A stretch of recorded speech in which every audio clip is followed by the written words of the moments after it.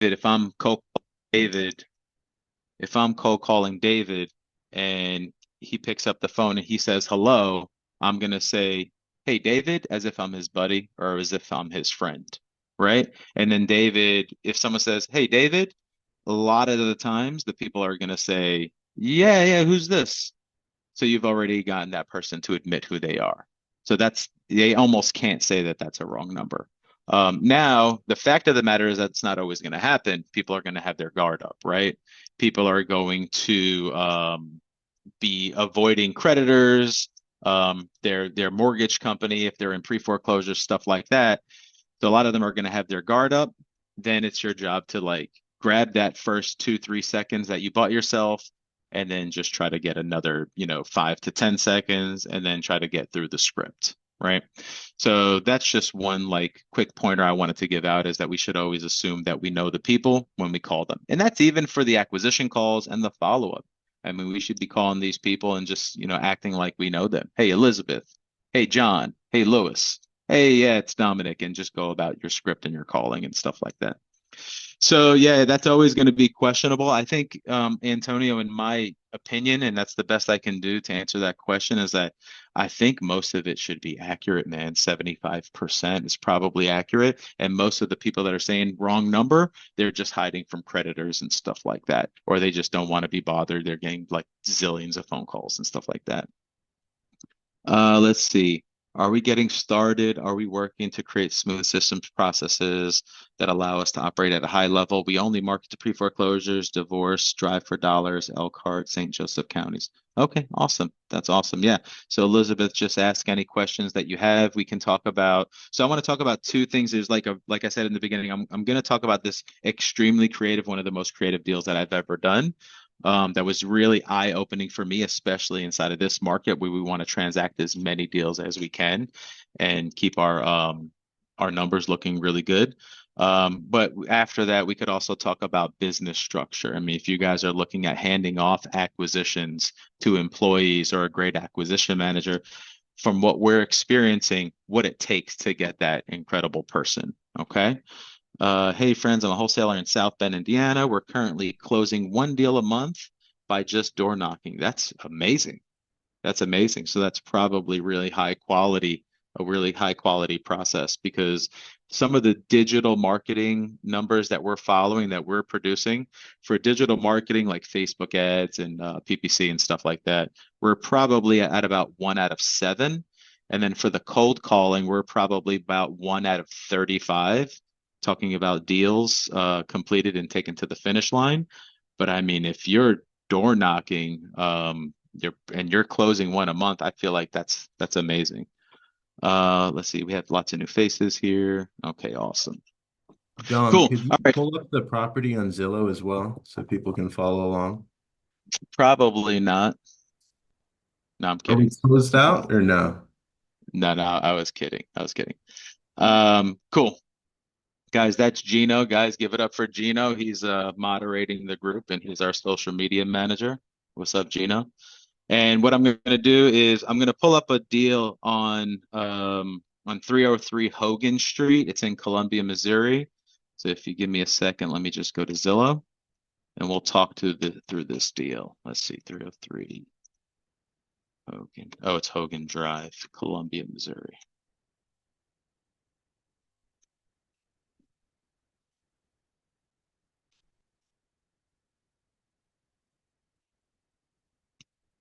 So let me go ahead and share my screen. Let me make sure I'm sharing the right screen. Okay, got it shared. Can I get some thumbs up if you guys see the screen okay? Okay, super. All right, so we've transacted a few deals in Columbia, Missouri. The cool thing is if you guys are in multiple different markets, and you're doing a lot of different strategies, whether it's cold calling, digital marketing, direct mail, whatever it is that you guys are doing, once you start transacting deals in those markets, it's really good to have built a firm buyer base. So we shouldn't take our eye off of that prize. Like if you're in one market or multiple markets, to do regular campaigns on getting buyers, it starts to make our lives easier when we want to exit our transactions. It's a very, very simple task. It does take a little bit of time, but it's totally worth it. So this deal, 303 Hogan Drive, we've already closed this deal. We did make a $10,000 assignment fee rip on the close, but it's way not done because we've done a lot of creative things here. Now, the tricky thing is this is what we were up against. We called the seller. It was a cold call from our AI caller. So we called the seller. It got live transferred to our acquisition manager. I believe it was Sam, who's our business partner, and he talked with the person. And it was a really, really tricky situation. But we just try to transact everything that we can in this market, and we don't really throw things away. We just have a firm belief that there's just always a way to make these things happen. So this is what we're up against. So the owner on record of this property was the seller's parents. Both parents have passed away and it's never gone through probate, right? So both parents have passed away and the parents had 5 children, right? Now, out of the 5 children, all these 5 children are between 60 and 70 years old. So 2 of the 5 children had also passed away. So now we have 2 levels of probate, right? Now, these 5 children, they've also had children. And out of the 2 that passed away, believe it or not, there was a combination of like 11 or 12 of their children. And some of their children had passed away, right? So we're talking about like 3 or 4 levels of probate with tons of parties involved. And when it goes that deep, it's almost like a throwaway transaction, right? To get that probate complete is extremely difficult. If anyone in here has probate experience or doing probate for their transactions, chime in and let me know. And if you've had crazy ones with like 3 or 4 levels deep with 10 or more parties, which I have completed transactions like that in the past, please let me know and we can talk about your experiences. But I know from direct experience how difficult it is to transact those deals. And in most cases, it's almost nearly impossible if you're going to go through the traditional methods and the probate. And then it also gets really expensive because to go that deep with probate, the probate attorneys, they're just going to charge a lot more. I wouldn't be surprised if it was upward of close to $20,000 or so, when a typical probate should be around, 2,500 to $4,000. But that's at one level of probate. So not only is it multiple levels of probate, but it's the difficulty of getting a hold of all of those heirs because so the 2 immediate children that passed away, once it goes to their children, which is the third level, the 3 surviving children from the initial parents, they don't even know who those people are. They don't know any of the children. They don't have contact with any of those children. So not only do we have to work with them to figure out who they are, we have to get their contact information. And then once everyone is contacted, and like if you remember the third level, some of those children had passed away. So no one knows how many children are at the fourth level. So once we get all those party contacted, probably 10 or 15 different people, then we all have to cumulatively agree to the purchase price and then split whatever proceeds there was in that regard. So what I'd like to do, if I can get everyone's attention here, is I'd like you guys to chime in and, does anyone have any creative ways that you can think of to transact something like this? Because we did complete it and we brought it to the finish line. I think it took maybe close to 3 months. But I'd like to see if you guys have any rough ideas, simple ideas, complex ideas. Go ahead and chat it below and let me know what you guys think.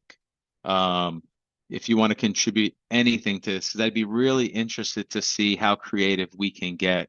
And also, if there's anyone with whether you have heavy experience or light experience in real estate or wholesaling, we're always up for new ideas and things that we can learn as well.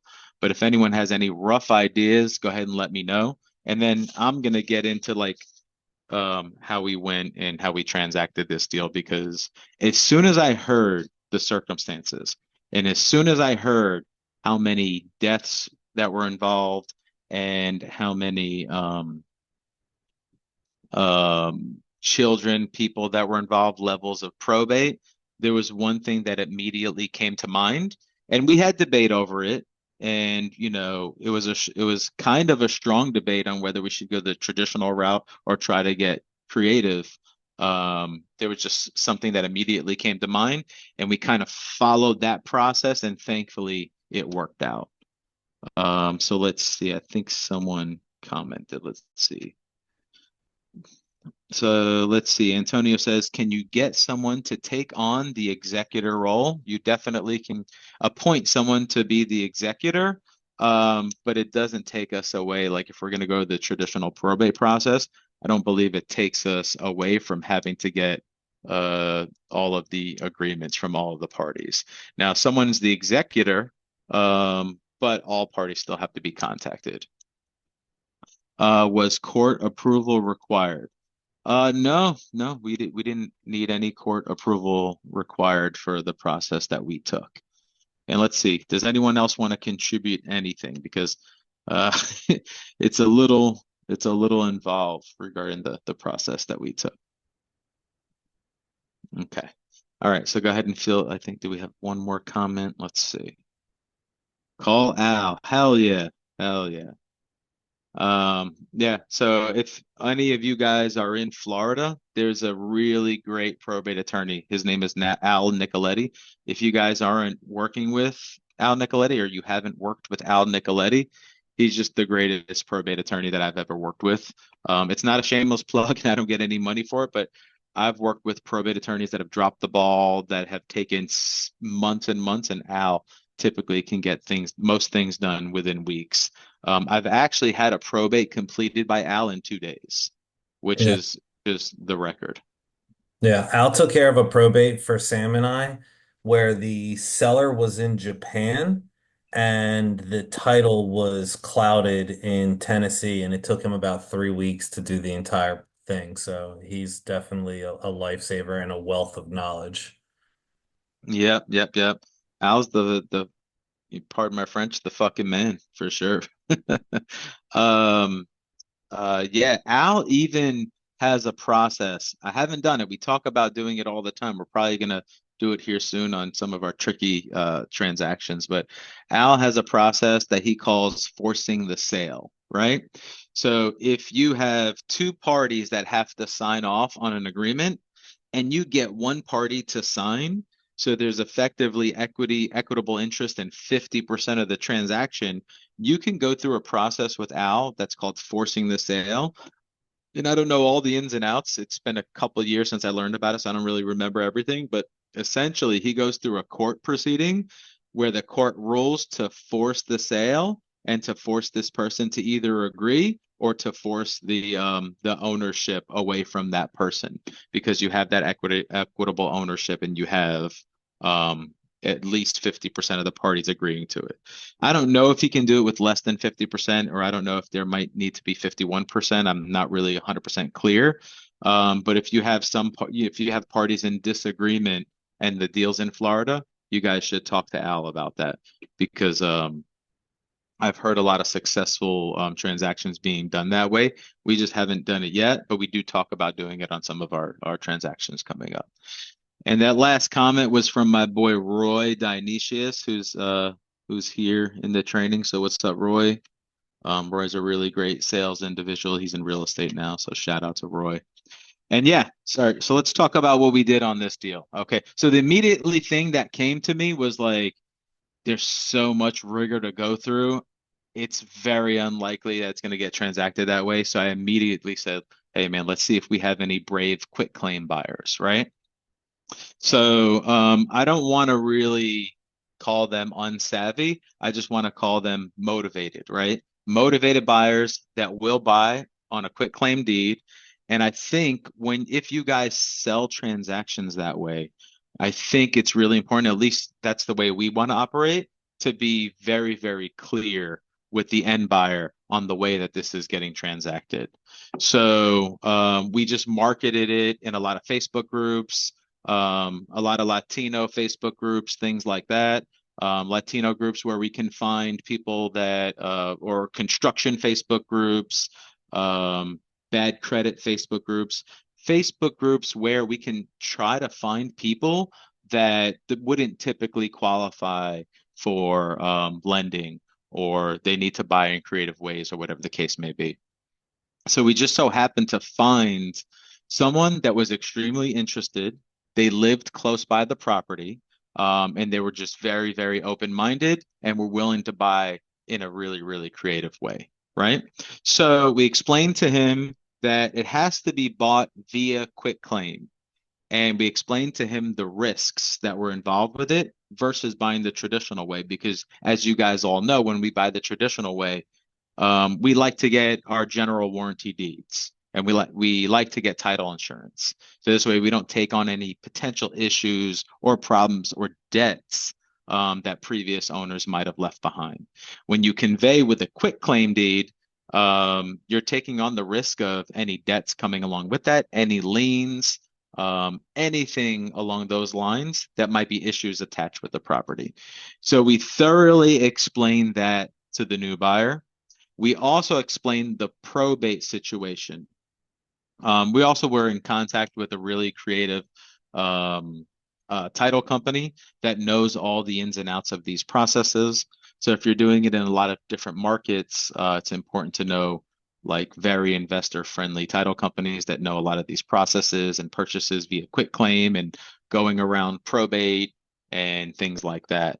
So one good kind of nationwide title company, you guys should write this down, is Stellar Title. Stellar Title is based out of Texas.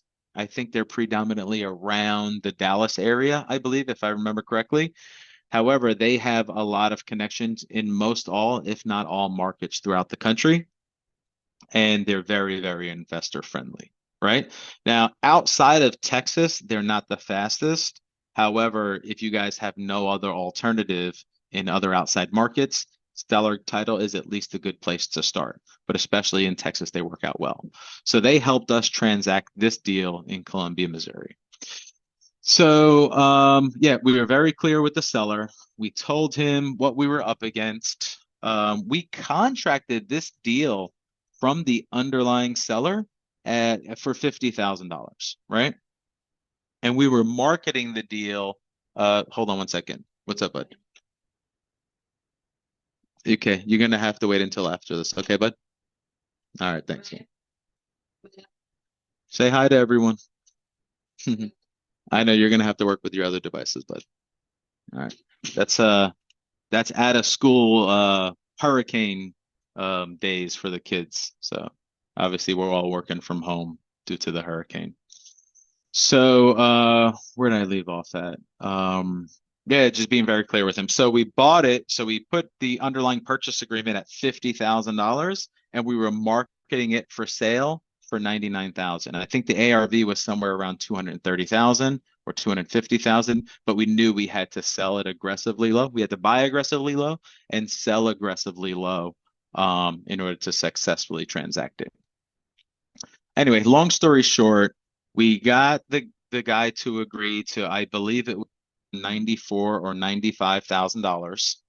Oh no, it might have been $90,000. $90,000 in the purchase price. We talked to him about all the risk. We talked to him about selling via quitclaim, and we position it in a way that helps to protect him as much as we possibly can. So what this title company does is it facilitates the quitclaim. It makes sure that he signs off on all the paperwork, knowing the risks of the transaction.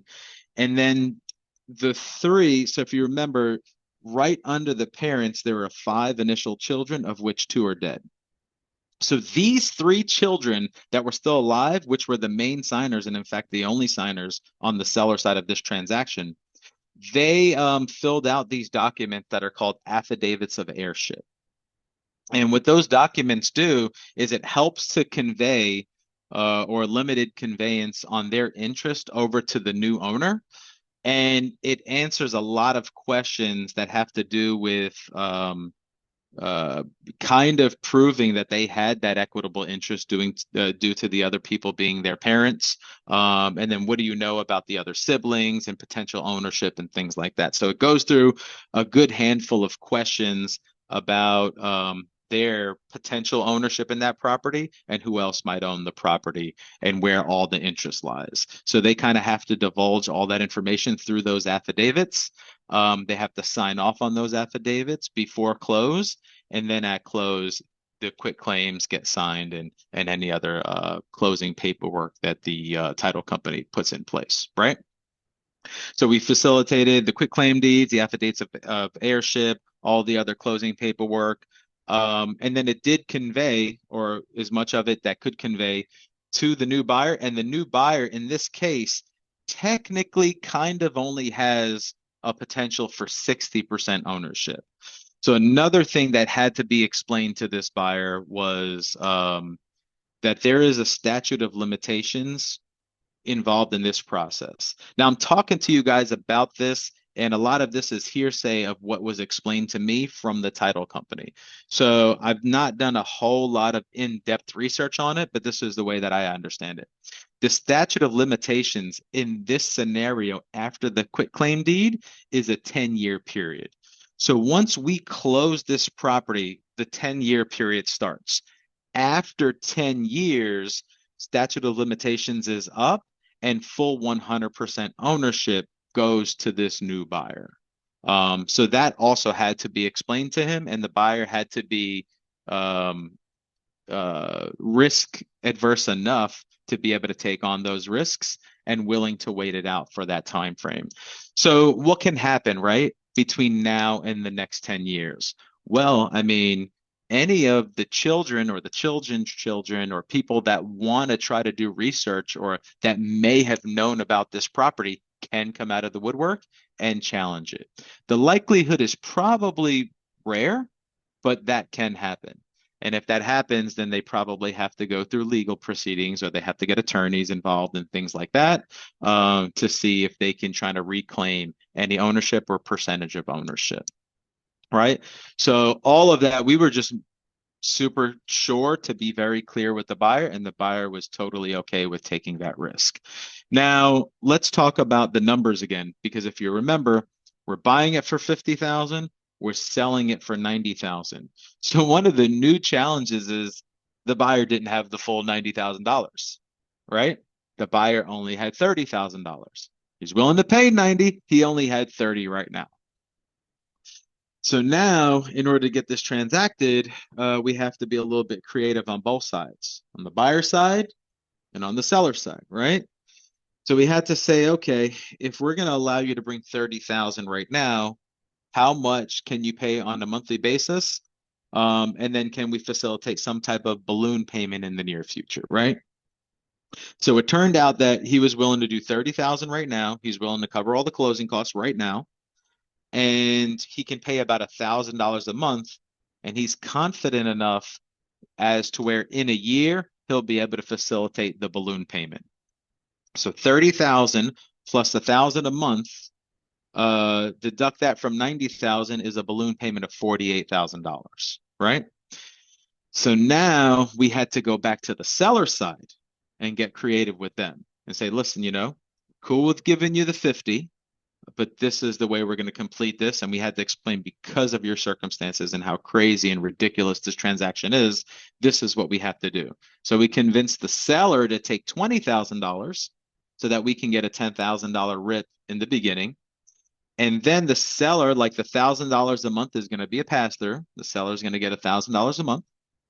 And then at the end of the year, the seller will take an $18,000 balloon, so that at the end of the year, we'll get an additional $30,000 RIP. So we got $10,000 in the beginning, $30,000 that we're gonna that we have kind of lingering in the end.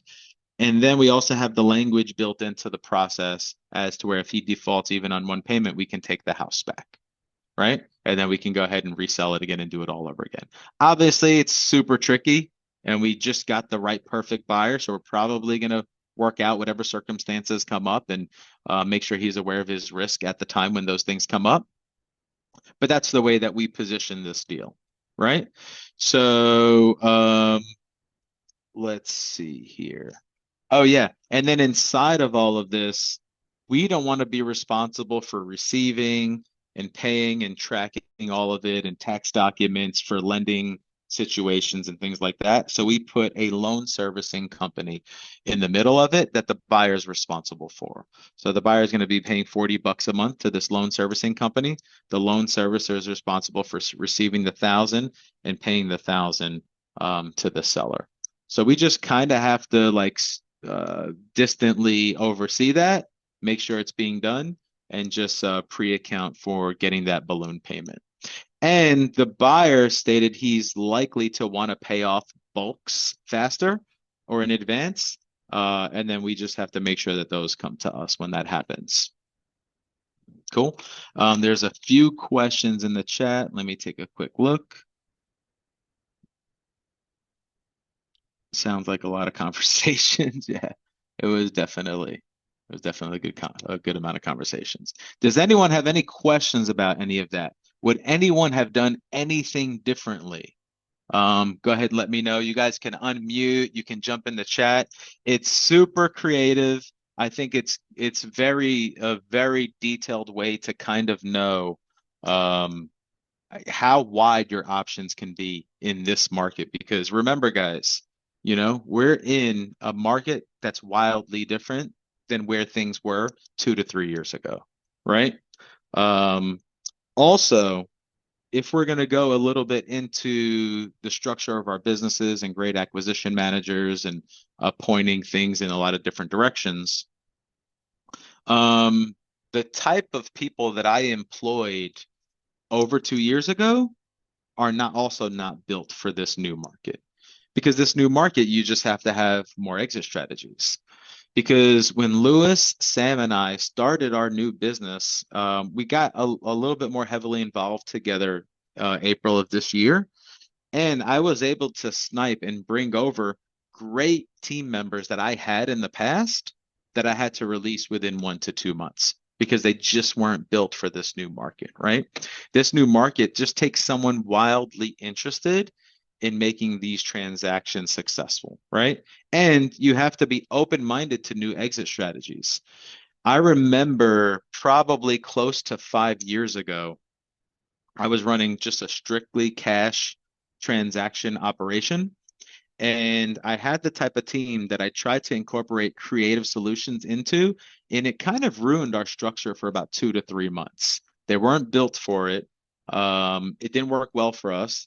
It put a little bit damper on the business for about 2 or 3 months, and we had to get rid of the creative transactions and just keep it just a cash transaction kind of company. And that's what worked really well for us with regards to the type of operation that we built and how we were running things at that point. So that kind of taught me a lesson back then as to where, you have to have the right type of individuals for the right way that you want to run things. And in this new market, people have to be apt for these different exit strategies, right? Because there's already a lot of moving parts in real estate without adding multiple exit strategies, right? And what do I mean by that? I mean, when we're doing our sales calls, you've probably heard it's really good practice to do a high volume of calls on a daily basis. If you're going to do sales only and that's your role and you have different business partners or whatever the case may be, and the only thing you're going to do are sales calls and try to lock up deals, good practice is 1 to 200 calls a day, right? You should be doing a lot of calls, right? And it sounds simple, but it's not only the calls, right? It's the follow-up. It's the creativity. Um, it's the way that you do the calls. It's the way that you follow up. It's different phone numbers. It's just having different talk offs, right? All these sales strategies and rebuttals for the objections and things like that. It's already a lot without adding different exit strategies. Now in this new market, on top of all that, you know, even though real estate is so involved in the title process and the HUDs and all the different lines and numbers and all that stuff, now we have sub two, which is an entirely different animal all in itself. Subject to. So we have to become experts in that, or as great as we can be with that.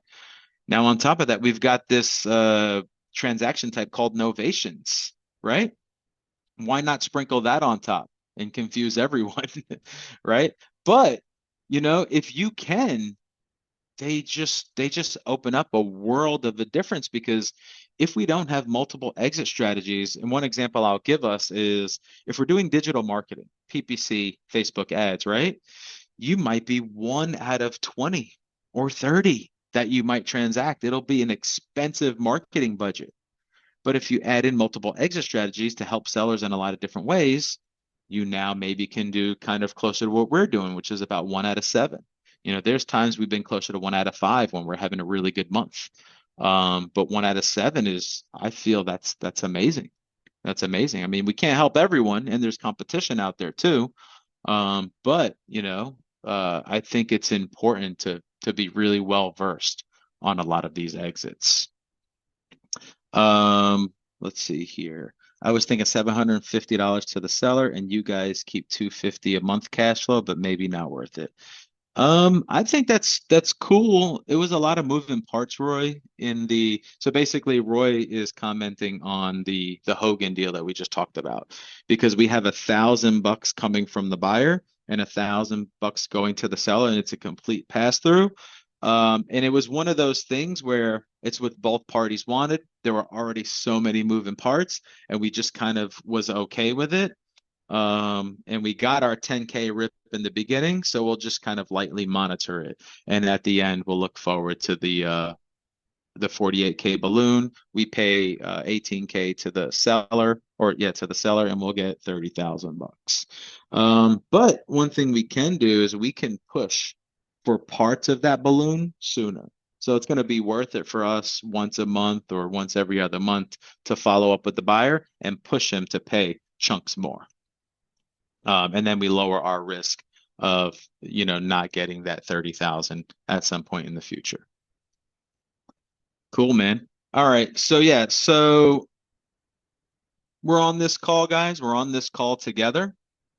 We've talked about this creative deal. I wanted to open your guys' mind on how creative we can get, and the fact that there's probably not any deal that shouldn't be able to get transacted based on circumstances, and some people would have thrown that deal away, right? But I do think that we should try to put our best foot forward.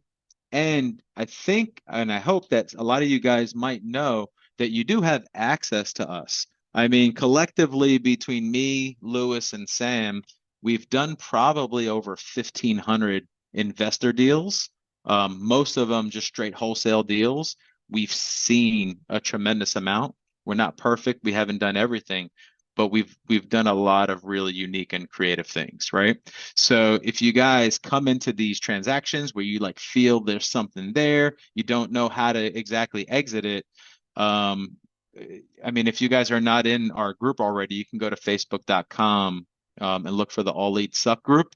And that's our group, and that's our community that we're building. You can submit posts, requests, and information in there, and we're consistently monitoring it. And in most cases, we're going to have recommended exits. Not always going to work, right? But we're going to have recommended exits.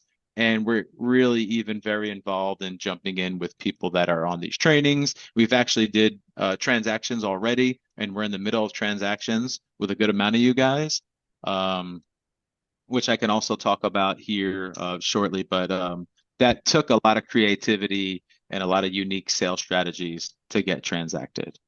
Talk about the additional poll. Go Well, ahead, Lewis. before that, what I was going to say is anybody working on a deal right now that they're just having difficulty with and they want to try and strategize a way to kind of lock it up or put it together? Yeah. Go ahead and comment in the chat, guys, if you have Or just anything unique, unmute. Yeah.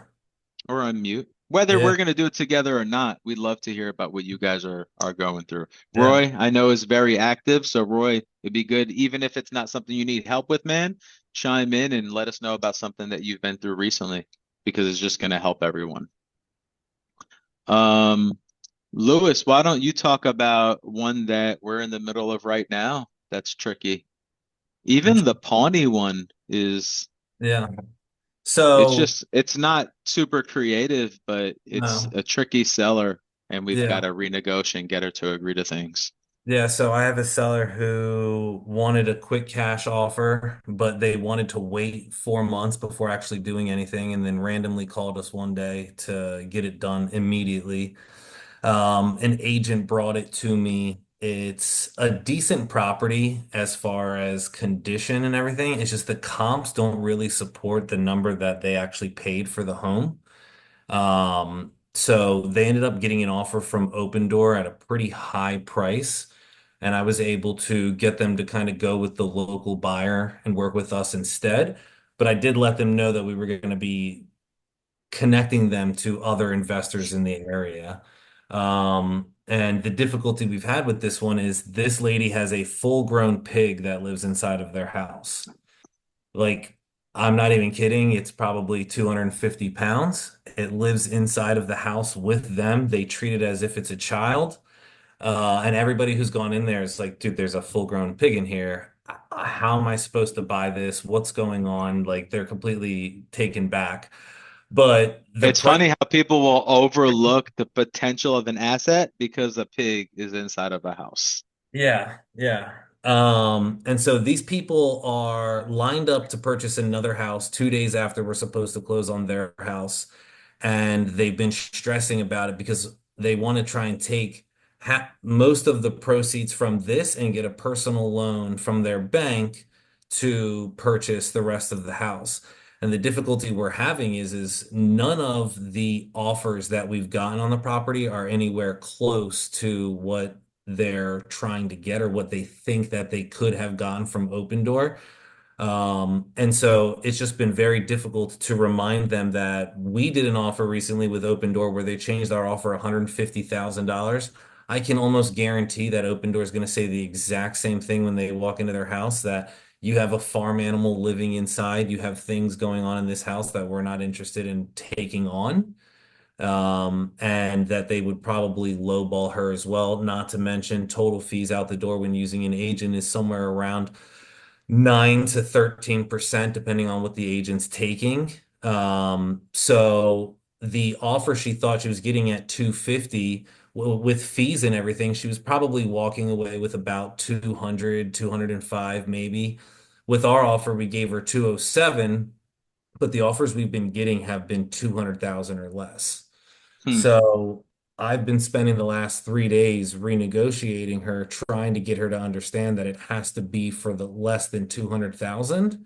But it has been difficult, like I said, with just trying to convince her that not everybody's interested in buying a house with chickens and a pig that live inside.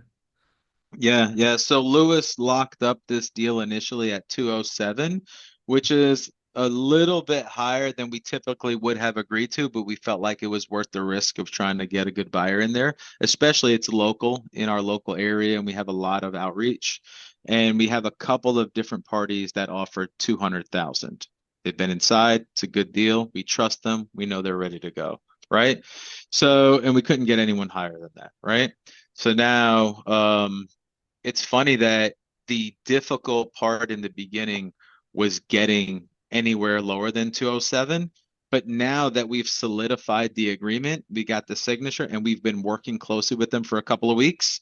They're pretty much in agreement for about 170, Lewis. Yeah, about How 170, confident do you think that they'll sign off on that? like 95%. She's supposed to Okay. get back to me in about an hour from now. And Yeah, yeah. she's been pretty communicative with me. Like she's continued to reach out and touch base several times throughout the day. Hmm. So I feel like if she wasn't continuing to touch base with me and giving me updates on what they're talking about and what's going on their end, I'd feel a little less Yeah. about it. But Yeah, she's very proactive. It's almost weird. yeah, Most sellers we have to call and chase down. She's chasing Lewis down. yeah, So yeah, she's super proactive. But really, even if it's anything under 200, I mean, Really, anything at 190 or lower is a win because Yeah. our cost per deal is probably somewhere between 3 and 4,000 right now. So like we can do it for a 5K rip, but it wouldn't really be profiting much. So Well, and you have to think too, how many were having what, like a 15% fallout? So there are deals that we put together and work on that end up yep, never transactioning, having something happen where we're having people ghost us or not show up to closing or anything like that. And yep. we've spent money creating trust or other things, paying for the marketing, like you said, $3,000, and then it never ends up transacting. So, Yep. So best case scenario, she signs off on that 170 and it's a super happy day. yep. Worst case, she's probably going to do something between the 170 and 190, but it sounds like from all because we sit right next to each other in the office, it sounds like it's just going to be the 170 based on how the conversations are going. So we'll keep you guys posted on that. Next week, guys, when we get back together on one of these calls, remind us so we can just tell you the outcome if we don't remember to give that outcome to you. Yeah. So we have about 8 or 9 minutes left on the call for today, guys. So I want to open the floor up to you. What do you guys have questions for?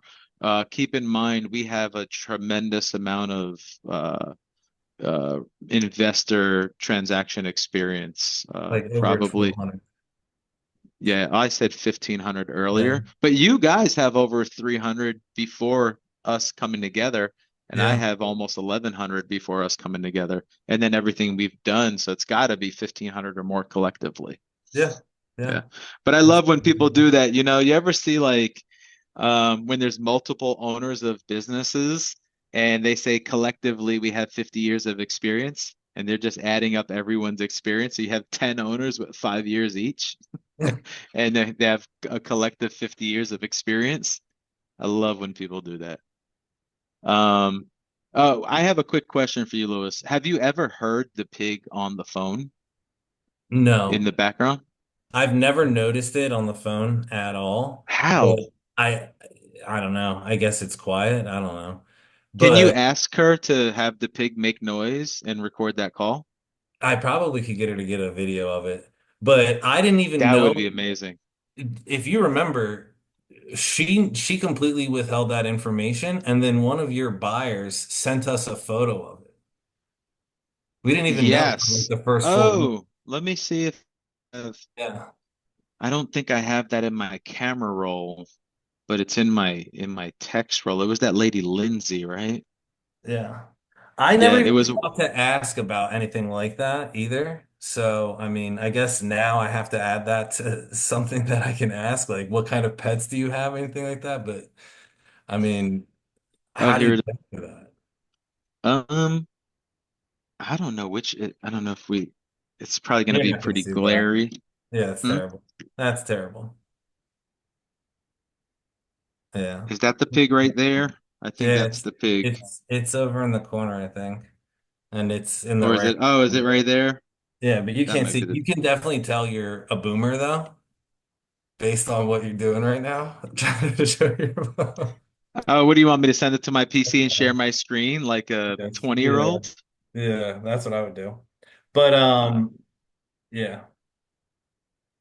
yeah, yeah. So, Lewis, Sam, and I were starting to record a lot of our calls to put out more social media content. So that would be dope if you get her to FaceTime you and you record it and you get that pig squealing. That's the type of shit you need to do, Lewis. Yeah, I'll set that up. That's yeah.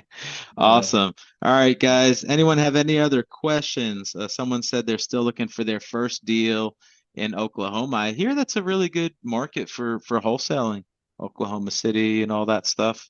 Um, it's probably one of those markets that might be a little bit better for digital marketing and keeping the cost per lead down, and that's not just totally overwhelmed with new Yeah. investors trying to get um, yeah, into the industry. But what city in Oklahoma is it? Um, David. that would be, yeah, that's I'd be interested in knowing that because you definitely have an advantage being local. Like whenever we get a deal in Jacksonville, Florida, we get super excited because it's way less of a grind to get those deals moved. He He said said Bixby. Bixby, oh, and Tulsa. I don't Okay, okay. know. You got our boy Sylvester Stallone out there then. Okay.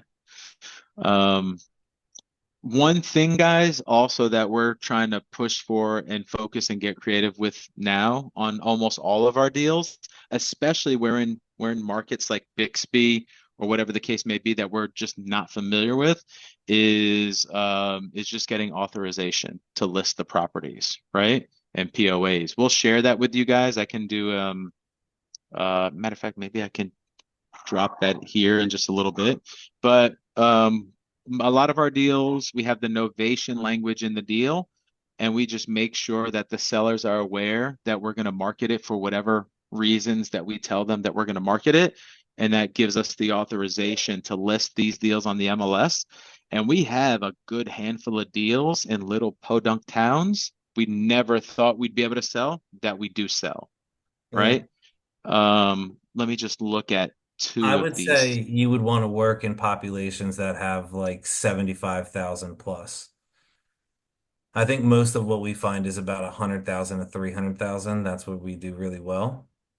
The major Yeah. cities you obviously do really well as well. You know, somewhere like Atlanta, you're going to do really good with that, but your competition's going to be through the roof. Some of these locations that have 100,000 people in them, those are hmm really good locations to find the right people looking for projects, and still good opportunities out there. Yeah, so Daviston, Alabama. That's probably one of those markets with just a few hundred people. We were able to sell that deal on the MLS and make 22K. Let's see here. Venus, Texas is actually outside of a bigger market. Yeah. We made a 45K rip on Venus, Texas, but that's probably not. Hondo, Texas, we're still in the middle of transacting that. What's another one? I think we transacted. Oh, Newton, Texas. We just were in the middle of selling this deal in Newton, Texas that we had authorization to list. We got the guy at 130. We sold it for 167 to a cash buyer, and we renegotiated the seller 2 days ago down to 120, and that'll be going to close by October 25th. And that was authorization to list on the MLS. So if you guys want, actually go ahead and comment in the group, the All Leads Suck group on Facebook, and ask about the authorization to list documents. And then we'll go ahead and talk to you guys, and we'll email those out to you guys separately. But I mean, if you were in a lot of little markets or we get deals that just come across in little markets, I had my doubts about being able to move stuff like that. But as long as we can get those suckers on the MLS, man, it opens up an entirely different world of interested parties, which is awesome. And we currently just listed one in Boswell, Pennsylvania. Boswell, Pennsylvania is about an hour and a half outside of Pittsburgh. So that we'll see what happens with that. I'll keep you guys posted on that. But I mean, just getting on the MLS gives me a whole new level of excitement on some of these deals in some of these really, really small markets. Are you in AZ or Northern California? No, we get some deals in Albuquerque, New Mexico that we've transacted, and we're not marketing in California, but once in a while we'll get a lead in California. And we actually just recently transacted a great deal in Fresno, California, where it was an ovation. We listed it on the MLS. What did we make on that, Lewis? I think it was 70. Yeah, it was a really great rip. Now, there were instances that came up where, the seller learns about the amount of money that you could potentially make, and you have to, just fight those fires and keep them on board and still get through the closing. But that's what we signed up for, right? I mean, no one's gonna just freely give you 50 grand and you're They not gonna have to fight for it. they sent us gift cards. They did send us gift Texas cards. Roadhouse gift cards. Yep, yep, yep. So this just goes back to just having really, really great people on the phone. And in this new market, the new challenge for us is going to be handing that baton over to people other than the business owners or other than the people that are most interested in facilitating a way to transact those deals. Just has to be extremely high level of interest to want to get these deals done. So we all need to be like that, in my humble opinion, and just very, very well trained and very, very well educated, right? So whatever that we talked about here, guys, that you need, more information on, just go to YouTube University. Let's just make sure that we're very well versed on everything that we're up against, because the more educated that we can be, the less likely like a sleazy salesperson we have to be. You can just talk with pure facts, and just your level of confidence goes way up, and their level of trust meets your level of confidence, so that you can transact with these sellers.